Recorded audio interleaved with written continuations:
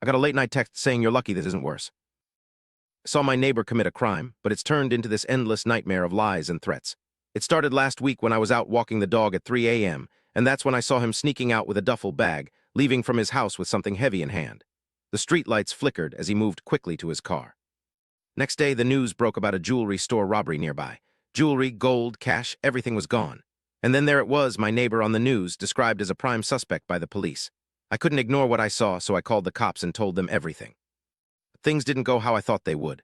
The next night, there was a knock at my door. It was him, my neighbor, looking calm but with something in his eyes that made me nervous. He said, "We need to talk," and I knew right then he meant it. He warned me to stay quiet or things would get ugly. I tried to forget about it, hoped the police wouldn't come around asking questions.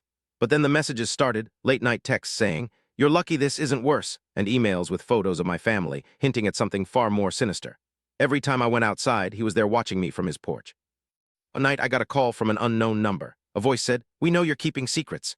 It wasn't him, but someone else, and they knew exactly who I am and where I live. Suddenly, it felt like everyone was in on it together. I tried to stay low, not even telling my family what's going on. But then one day, I found a note slipped under the door. "We're watching you."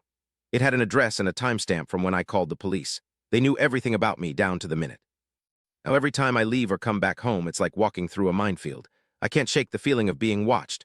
The police didn't find him yet, and now I'm living in fear all day long. All because I saw something I shouldn't have. It feels like this is never going to end. Every night, I look out my window expecting to see his car parked outside, waiting for me. But then one morning, I woke up to news that he was finally caught on camera at the scene of another crime, and they're closing in on him now. I hope it's over soon, but I can't shake this feeling that there's more than meets the eye here. It's a relief knowing he won't be free to threaten me anymore, but the fear is still there. This isn't just over, it's just beginning to end.